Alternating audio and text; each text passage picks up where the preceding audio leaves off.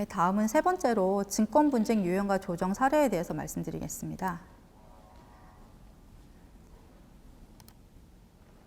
유형을 말씀드리기 전에 작년 2019년에 발생한 증권 민원 발생 건수에 대해서 좀 먼저 보고 넘어갈게요. 민원 발생 건수는 작년에 5,195건이 발생했습니다. 주로 사실 이 발생 분 중에 대부분을 차지하는 것은 전산장애인데요. 전산장애 때문에 18년에 비해서 264% 가까이 민원 분쟁이 증가했습니다. 근데 이 전산장애, 대규모 전산장애를 제외하고 나면 사실은 나머지는 약간 감소했죠. 한 18% 정도, 13% 정도 감소를 했는데요. 민원 분쟁 유형을 보시면 기존의 전통적인 유형이었던 1인 매매나 임의 매매, 나중에 설명을 드리겠습니다. 가 아니라 이 간접 상품이나 부당 권유, 이거 두 개를 합쳐서 6%인데요. 요 부분들이 많이 발생하고 있는 걸 알 수가 있습니다. 이걸 왜 합치냐? 사실 요게 우리가 흔히 많이 들어보셨던 불안전 판매 하는 부분들이거든요. 그러니까 불안전 판매 민원이 굉장히 크다라는 걸 알 수가 있습니다.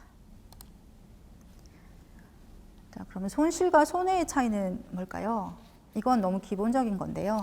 우리가 주식 투자를 하면서 많은 손실을 봅니다. 근데 손실을 봤다고 해서 바로 손해배상을 받을 수가 있는 게 아니고요. 금융회사의 고의 과실로 인한 위법행위로 손해가 발생한 경우, 이런 경우에만 손해배상을 요청을 할 수가 있습니다. 그러면 증권회사의 불법행위로 투자피해가 발생했다면 어떤 식으로 분쟁 해결을 해야 되느냐? 자, 맨 처음에 뭐 하셔야 됩니까? 맨 처음에 증거가 있어야겠죠. 법원이나 조정기관은 분쟁조정기관 제3자입니다. 그렇기 때문에 어느 일방 당사자의 말을 일방적으로 믿어 드릴 수가 없는 거죠. 그렇기 때문에 무조건 증거 수집이 필요합니다. 주로 이제 녹취록이나 동영상이나 화면 캡처한 것들, 이런 것들이 있겠죠. 그다음에 두 번째는 금융회사와 먼저 합의해 보시는 게 좋습니다. 금융회사가 불법행위를 해서 못 믿겠다 싶으시지만 금융회사들은 생각보다는 내부 통제가 잘 돼 있는 편이고요. 그래서 1차로 담당 직원이랑 합의를 시도해 보시고 도저히 말이 안 된다 그러면 해당 회사에 금융소비자보호부서가 있거든요. 이게 법적으로 항상 있어야 됩니다. 그렇기 때문에 금융소비자보호부서로 가시고요. 그래서 금융회사와 자율적으로 합의를 하시는 게 사실 제일 좋고요. 이게 도저히 안 되겠다라고 하면 분쟁조정기관이나 법원에 소송을 제기를 하실 수가 있는데, 사실 증권 분쟁에 있어서는 법원으로 바로 가시는 것보다는 금융감독이나 원이나 저희 한국거래소 같은 분쟁조정 기관에 먼저 오시는 걸 권해드립니다. 왜냐하면 이게 약간 전문적인 사안이라서 법원으로 가시면 조금 전문성이 떨어질 수도 있고요. 분쟁조정 같은 경우는 기간이나 비용 면에서 법원에 비해서 훨씬 유리하기 때문에 그렇게 권해드리는 거고요. 분쟁조정에서 도저히 안 되겠다, 이것도 안 되겠다라고 하시면 그 다음으로 소송을 제기하셔도 됩니다. 자, 증권분쟁 어디로 갈지 몰라서 답답하시면 저희 한국거래소 분쟁조정센터로 오시면 됩니다. 전화는 1577-0088이고요. 간단히 저희에게 분쟁조정 신청하실 수 있는 방법과 절차를 좀 알려드리겠습니다. 신청을 하실 때 아까 알려드린 전화로 하시거나 혹은 홈페이지도 저희가 운영을 하고 있습니다. 직접 방문을 하셔도 되고요. 요즘은 방문을 하시기가 조금 꺼려지실 거기 때문에 홈페이지를 이용하시거나 전화, 우편 팩스를 이용하셔도 됩니다. 그리고 조정 신청을 하시고요. 조정 신청이 들어오면 저희가 직접 사실 조사를 합니다. 증권회사에게 경위서나 답변서를 접수를 하고요. 그다음에 위법사항 검토 등 사실을 확인합니다. 그다음에는 강제적인 해결보다는 일단 합의 권고라는 원만한 해결을 먼저 권유를 하고요. 그다음에 이게 원만한 해결이 안 되는 경우에는 저희는 2단계의 절차를 거치는데요. 분쟁조정위원회에서 일단 심의를 해서 한번 논의를 하고요. 그다음에 시장감시위원회로 가서 조정 결정을 하게 됩니다. 그래서 여기서 조정이 성립되면 정말 다행인데, 만일에 조정이 성립되지 않고 증권회사가 우리의 조정을 너의 조정을 받아들이지 못하겠다라고 하는 경우에는 투자자 소송 지원이라는 절차가 있기 때문에 저희를 이용하시는 것도 분쟁 해결에 좋은 방법인 걸로 보입니다. 자, 증권 분쟁이 제일 먼저 이제 발생을 하면 저희는 어느 유형에 해당하는지 이걸 먼저 보게 됩니다. 그래서 증권 분쟁 유형을 간단히 설명을 드릴 텐데요. 이거는 제가 설명을 드리는 것보다 동영상을 보시고 들으시는 게 나을 것 같습니다. 한국거래소를 통해 해결할 수 있는 증권 분쟁. 유형별로 살펴보면 고객에게 거짓의 내용을 알리거나 불확실한 내용을 제공해 투자를 권유하는 부당 권유 행위. 고객으로부터 유가증권의 매매 거래에 관한 결정을 위임받아 매매하는 일임 매매. 매매 주문을 받지 않았음에도 투자자의 예탁자산으로 금융투자 상품을 매매하는 임의 매매. HTS 장애 또는 금융투자회사의 전산 시스템에 문제가 생겨 발생하는 전산장애 관련 분쟁이 있다.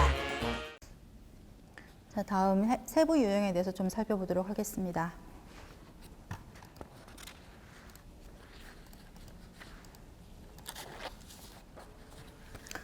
첫 번째로 부당 권유에 대해서 말씀을 드릴 텐데요. 투자 권유를 했다가 투자 판단이 결과적으로 틀렸다고 하더라도 직원에게 배상 책임을 지을 수 없는 거는 자기 책임, 자기 판단 원칙에 따라서 너무 당연한 겁니다. 다만 예외적으로 설명 의무 위반이나 적합성 원칙, 부당 권유 등이 있는 경우에는 손해배상 책임을 지을 수 있는데요. 보통 이제 저희가 투자 권유를 받을 때 확인되지 않은 호재 정보를 제공하거나 근거 없이 주가가 상승한다고 호언장담을 하는 경우 등은 단전적 판단 제공의 부당 권유로서 책임을 지게 되고요. 투자자의 특성에 적합하지 않는 상품을 권유한다든가 투자 상품에 대한 설명을 제대로 하지 않는 경우들이 부당 권유에 해당됩니다. 아까 말씀드렸듯이 이 부당 권유가 소위 말씀하는 불안전 판매에 해당하게 됩니다. 다음 부당 권유 사례를 한번 살펴보면서 좀 더 자세히 설명을 드리겠습니다. 자, 이 고객은요, 여기 직원, 원래는 주식 투자를 안 하다가 직원이 권유를 해서 주식 투자를 처음 시작하게 됐는데요. 직원이 투자 권유를 할 때 좋은 종목만 내놨죠. 잘난전자 종목이 전망이 좋아요. 300주 사시죠. 그렇게 좋은 종목이라면 사보죠 이렇게 됐는데 문제는 주가가 떨어지기 시작했어요. 그럼 고객은 주가가 떨어지면 이제 어떻게 매도를 하시고 싶으시겠죠. 근데 주식을 처음 시작한 초보기 때문에 매도 의사 결정에 대해서도 직원한테 문의를 하게 됩니다. 저 매도를 하려고 하는데 어떻게 할까요? 매도하는 게 맞을까요? 라고 얘기를 했더니 이 직원이 이렇게 얘기를 합니다. 이거 저도 투자하고 있어요. 근데 지금 매도할 시점이 아니고요. 좀 있으면 반드시 오르기 때문에 지금 저평가된 거예요. 지금 사두세요 하고 추가 매수를 권유를 해서 고객은 직원의 권유에 대해서 추가 매수를 하게 됐죠. 근데 문제는 추가 매수를 하고 난 이후에도 계속 주가가 떨어지다 못해 심지어 거래 정지를 당하게 됩니다. 당연히 직원이 너무너무 화가 났죠. 그래서 저희 그때 분쟁 조정 신청을 했어요. 그래서 저희가 이거를 살펴보다가 저희 녹취록 중에 이런 내용이 있었죠. 나도 투자하고 있는 종목이다. 그러니까 더 사라 라고 해서 저희가 과연 이게 직원이 본인도 투자하고 있는 종목이 맞았나 의심스러워서, 그리고 추가 매수를 권유할 때 직원도 추가 매수를 했는가 이런 부분이 몹시 의심스러웠어요. 그래서 직원의 계좌를 살펴보게 됐죠. 직원의 동의에 의해서요. 살펴봤는데 문제는 그 말이 거짓말이었던 거죠. 본인은 이 시기에 반대 방향의 매도를 하고 있었죠. 본인은 좀 더 매도를 하고요. 위험 관리를 하고 있었던 걸 알게 됩니다. 그래서 저희가 결론은 원래 주식 투자를 할 때는 주식은 항상 이익만을 보는 게 아니잖아요. 그러니까 손실 가능성, 이 주식이 어떤 경우에는 손실 가능성이 있다라는 것도 같이 권유해야 되는데 이 직원은 장밋빛 전망만을 들어서 보유를 권유를 했죠. 그리고 심지어 자기는 반대 방향에 고객에게 권유한 것과 다르게 손절을 했음에도 불구하고 고객에게는 추가 매수를 권유하는 이런 행태를 보였죠. 그래서 저희가 부당 권유와 선관의무 위반으로 손해배상 책임을 인정한 사례입니다. 두 번째도 부당 권유 사례인데요. 이 사례는 조금 특이한 사례인데 잘 보기 힘든 사례라 제가 하나 넣었습니다. 보통 주식 권유를 직원이 할 때, 금융상품 투자 권유를 할 때 한 번 딱 투자해서 권유를 하고 마는 경우도 있지만 여러 번 권유를 하는 경우도 있죠. 근데 이런 경우에 자본시장법에서는 사실 재권유를 금지하고 있습니다. 모든 경우에 재권유를 금지하는 게 아니고요. 한 달 내에 같은 금융투자 상품에 대해서 권유하는 건 금지하고 있는데요. 이 경우, 이 해당 사안이 재권유 금지에 관한 사례입니다. 사실관계를 보시면 신청인 1과 2는 부부관계인데요. 신청인 1은 투자를 많이 해오시던 분이고 고위험 투자자였죠. 그래서 A전자 주식을 보유하고 있었고요. 신청인 2는 사실은 주식 투자를 해본 적이 없고 신청인 1, 그러니까 남편으로부터 받은 주식만을 갖고 있었어요. 그리고 초저위험 투자자였고요. 근데 보시다시피 증권회사 직원이 이런 여러 번에 걸쳐서 한두 달 가까이에 한 4번 정도 기존에 보유하고 있던 A전자와 C전자를 팔고 B호텔과 D호텔로 교차 투자를 하라라고 권유를 했습니다. 근데 그 각각 권유를 할 때 이 A주식을 보유하고 있던 신청인 1은 차장님 A 주식 팔고 B 주식으로 바꾸시죠? 라고 했을 때 뭐라고 반응을 했냐면 글쎄 뭐 반등하는 기미를 봐서 하겠다. 이거 노후자금이다. 라고 반응을 했고요. 그다음에 B가 보유하고 있던 C 주식에 대해서는 C 주식 교차 투자를 권유할 때는 어떻게 반응을 했냐면 나중에 좀 천천히 합시다. 이거 그냥 놔두고 글쎄 내가 생각 좀 해보고 내가 전화 드릴게요. 라고 반응을 했어요. 사실 봐서는 이게 두 개 봐서는 둘 다 크게 차이가 있나? 뭐 이런 생각이 들 겁니다. 둘 다 뭐 약간 머뭇머뭇거리는데 확실히 거부하진 않았네? 이렇게 볼 수도 있고요. 어떻게 보면 C 주식은 조금 더 거부했지만 이게 큰 차이가 있나? 라고 받아들일 수도 있죠. 근데 문제는 뒤에 그래프에서 보시듯이 이 A전자가 기존 보유하고 있던 거고요. B호텔이 교체 투자를 한 주식입니다. 이것도 마찬가지고요. 근데 A전자를 팔고 B전자를 사고 난 이후에 A전자는 보시다시피 쭉 상승을 했고요. B호텔은 거의 하강을 하고 있습니다. 그다음에 C도 마찬가지고요. C도 어느 정도 상승을 하는 반면에 현재 교차 투자해서 갖고 있는 D 주식은 계속 하락을 하는 이런 경향을 보이게 됩니다. 일반 투자자 입장에서는 이게 얼마나 화가 나는 상황이겠어요. 그래서 저희한테 분쟁 조정 신청을 했습니다. 결론은 어떻게 됐을 것 같으세요? 결론은 A 주식 같은 경우는 재권유 금지 위반이 아니라고 봤고요. C 주식 같은 경우는 재권유 금지 위반이라고 봤습니다. 사실 아까도 말씀드렸다시피 거부했느냐 거부하지 않았느냐는 크게 차이가 없어 보이는데요. 이렇게 결론이 나뉜 이유 중에 하나가 A 주식 같은 경우는 신청인 1 같은 경우는 투자 경험이 굉장히 많고 사회 경험이 있다. 그리고 고위험 투자자라는 점이 반영이 된 거죠. 그러니까 보통 직원의 투자 권유에 의해서 신청인이 투자자가 주식에 대한 주식 투자에 대한 인식 형성이 방해되는 경우에 불법행위 책임을 지게 되는데요. 신청인 1 같은 경우는 자기가 판단을 할 수 있었다. 자기 경험과 능력으로 판단이 가능한 사람이다. 라는 점이 고려가 된 결론입니다. 자, 그러면 투자 권유 시에 투자자들은 어떻게 해야 될 것 같습니까? 일단 투자 정보를 금융투자회사에 정확히 제공을 해야 됩니다. 간혹 어떤 경우에는 사실과 다르게 제공을 하는 경우들이 있는데요. 그게 본인이 어떤 특정 상품을 꼭 투자를 하고 싶어서 사실과 다르게 제공하는 경우도 있고 나쁜 경우에는 증권회사나 은행 직원이 그렇게 하는 경우도 있는데요. 어떻든 간에 사실과 다르게 제공을 한 경우는 손해배상 책임을 짐에 있어서 약간 불이익을 받을 수 있습니다. 그러니까 저희 손해배상 책임에 있어서 과실상계라는 부분이 있는데요. 과실상계를 좀 많이 당해서 금액에 있어서 조금 불이익을 볼 수 있다라는 점을 유의하셔야 되고요. 그다음에 투자할 금융상품의 내용, 구조, 위험, 수수료 등에서 꼼꼼히 듣고 설명을 해야 돼요. 그다음에 수익뿐만 아니라 위험에 대해서도 반드시 설명을 해야 되는데 최근에 이제 위험에 대해서 설명을 좀 안 한 뭐 미국이 망하지 않는 이상 위험이 없다, 손실 위험이 없다, 뭐 이런 식으로 설명을 한 사례들이 간혹 보이죠. 그렇기 때문에 위험에 대해서 설명을 하는지 안 하는지 유심히 보고 계시다가 안 하는 경우에는 반드시 설명을 요구를 하셔야 됩니다. 세 번째는 리스크가 낮으면서 고수익인 상품은 어디에도 없어요. 이런 상품이 있으면 제가 먼저 투자합니다. 그렇기 때문에 손실은 하나도 없지만 수익이 높아요 라고 하는 상품은 반드시 명심을 해야 되고요. 요즘에 문제가 되는 게 사실 은행에서 판매하는 상품이죠. 은행에서 판매하는 상품이 보통 은행에서 증권회사에 오시는 분들은 여기서 파는 상품들은 원본 손실이 가능하다라는 걸 어느 정도 인지를 하고 계시는데요. 은행에서 판매하는 상품의 경우에도 예적금을 제외한 펀드다, 뭐 ELS 이런 경우는 사실 원금 보장이 안 되거든요.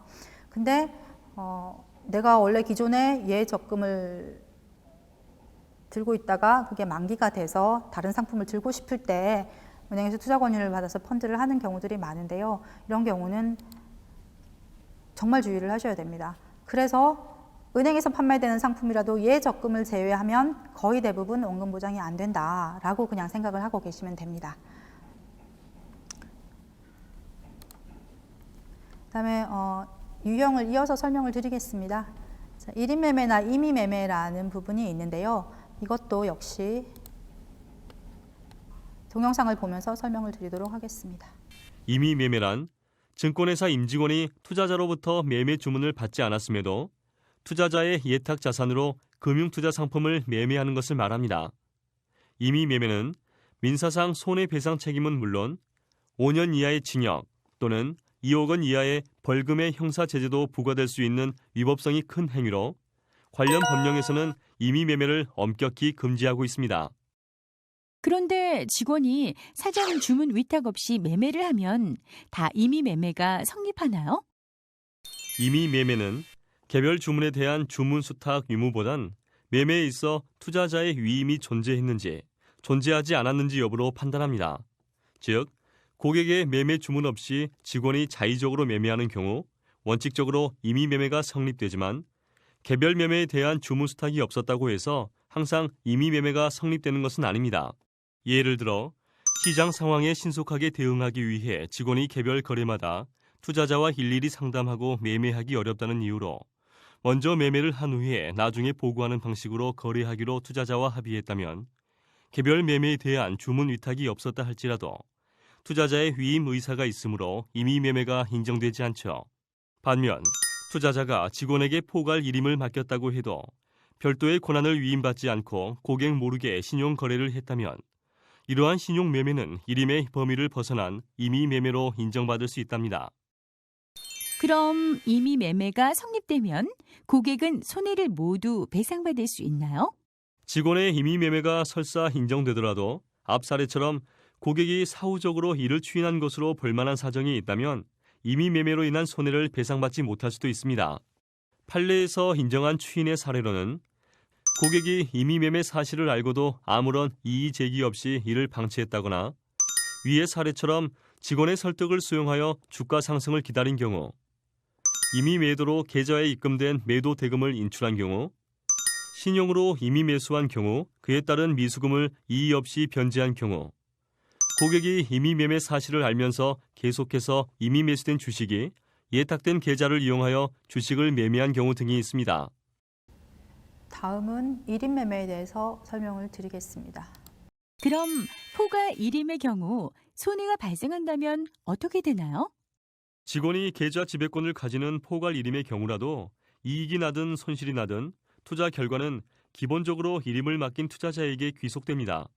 앞 사례처럼 자본시장법을 위반하여 일임 계약 없이 일임을 했다 해도 마찬가지죠.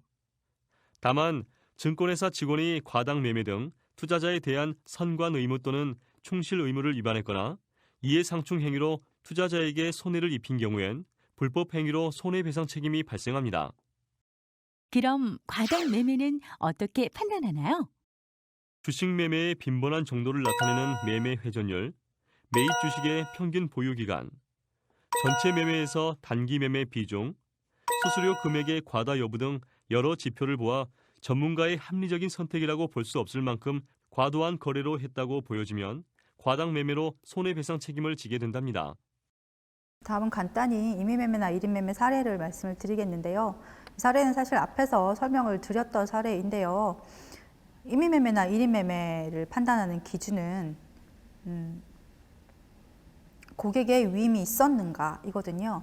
사실 임의매매 같은 경우는 자본시장법에서 엄격하게 금지하고 있는 사례입니다. 반면 1인 매매 같은 경우는 일단 불법한 1인 매매더라도 사법적 효력은 인정하고 있기 때문에 양 사이에 큰 차이가 있는데 사실 현실에 있어서는 이게 1인 매매인지 임의 매매인지 헷갈리는 경우가 굉장히 많습니다. 그래서 고객이 증권회사 직원에게 운영을 맡기는 경우에는 반드시 서류로 하면 더 좋고요. 서류로 하지 않더라도 명시적으로 어디까지 위임을 합니다라고 말씀을 하시고 하시는 게 맞습니다. 근데 이 사안에서는 이 사람은 이제 재개발 이주비로 2억 원을 받았어요. 2억 원을 받았는데 더 이상 투자를 할 생각은 없고 안정적 운영을 하고 싶었기 때문에 현금 보유액으로만 투자를 부탁을 했죠.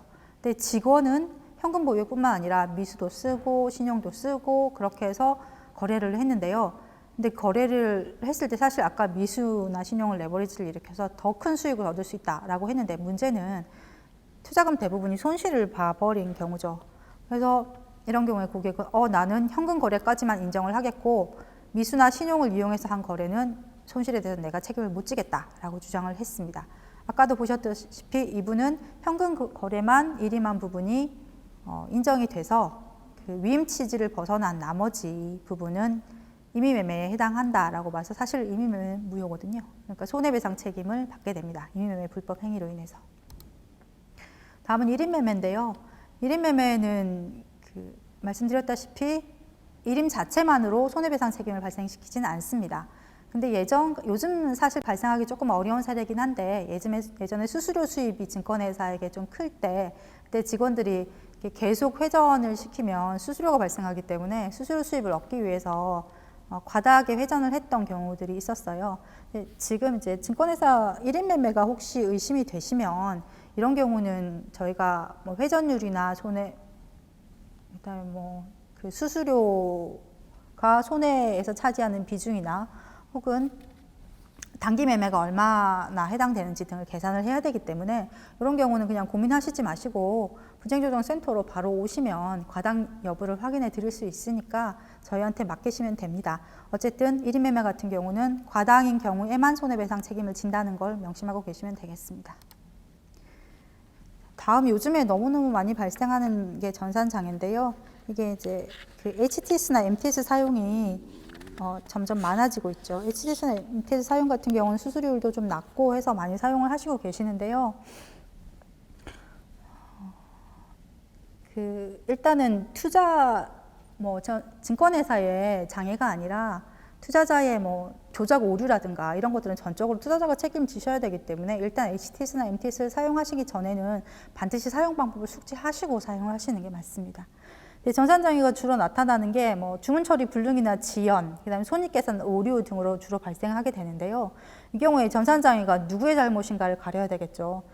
증권회사 전산 시스템의 장애나 HTS 프로그램 자체의 오류 등은 증권회사의 책임이겠지만 고객 PC에 장애가 있을 수도 있고요. 그다음에 고객 PC에 다른 프로그램과 충돌이 일어날 수도 있어요. 이런 경우는 사실은 고객 측의 책임이 있기 때문에 책임을 물을 수가 없는 경우가 발생합니다. 그럼 전산장애가 발생하면 고객은 어떻게 해야 되는가? 일단은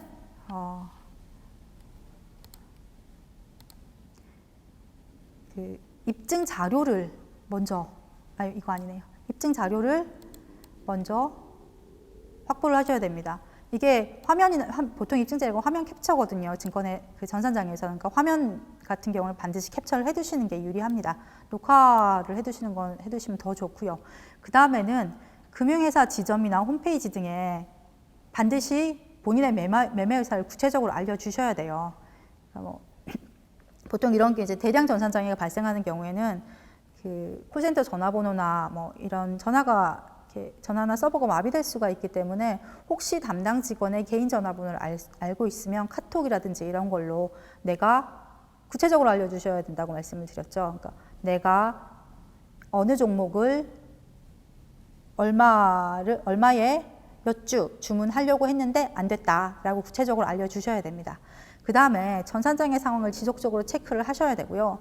만일에 저쪽에서 우리가 HTS는 안 되지만 MTS는 됩니다. MTS로 하십시오 라고 하셨으면 그 비상주문 수단이 있으면 반드시 이용을 하셔야 나중에 손해가 발생하더라도 본인의 책임으로 덜 돌아갈 수 있기 때문에 그 비상주문 수단이 있으면 반드시 그걸로 거래를 하시는 걸 추천을 드립니다.